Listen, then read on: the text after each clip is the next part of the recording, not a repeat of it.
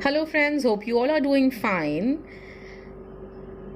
The story that I'm going to tell you today is called A School Bag. It's a story of two children who are 12 years of age, Emma and Jake. Emma is really excited to join back her school for the new session in grade 7. She's excited to meet her friends after a long holiday, and everybody in school is happy and chirpy when she reaches.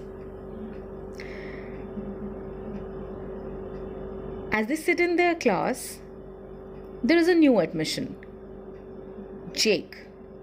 Jake is cute, short, and quite overweight. But he seems to be pretty shy because he's not talking to anybody. Emma says hello to Jake, but he doesn't reply. Few days down the line, Emma realizes that Jake is really not making friends with anybody. In fact, he's becoming a butt for many jokes and is treated badly by a few other kids. She also observes that Jake is constantly borrowing things from everybody in class. He is not getting his own school supplies. He's constantly been picked on because of that as well. This extremely upsets Emma, and one evening when she's back home, she talks to her mother about all this. Her mother says, Emma, let's devise a plan. Let's engage Jake in a conversation.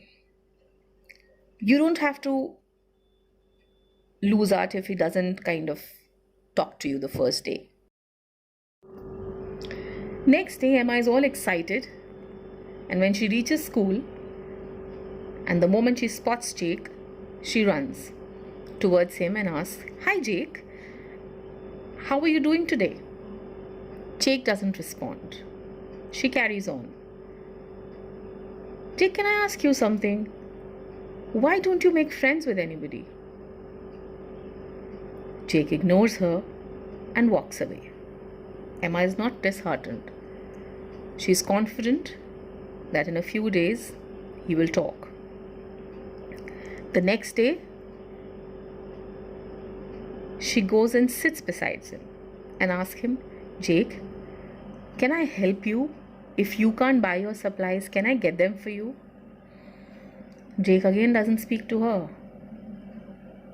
And again the next day she tries, the next day, and 5 days later, finally, Jake cracks up. He looks at Anna and says, You are a kind person, Anna.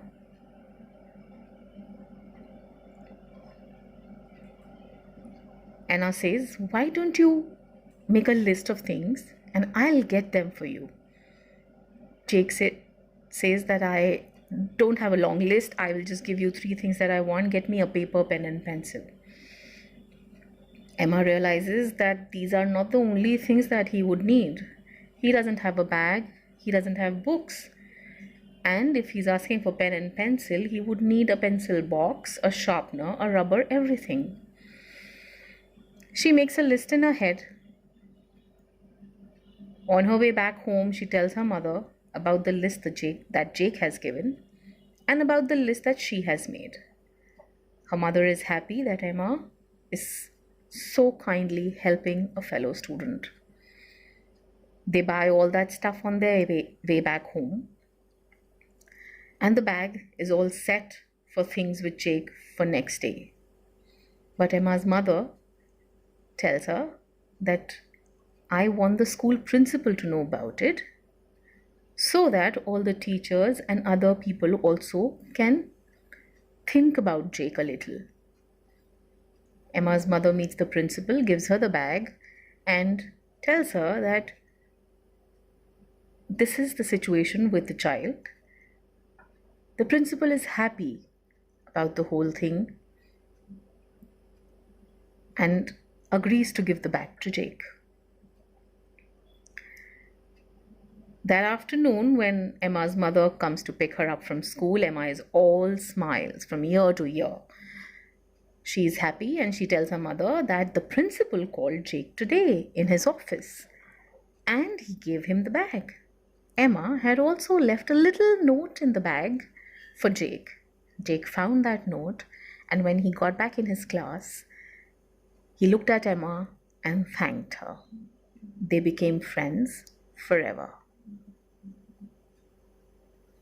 So think how each one of us can help each other, and especially people who need our help.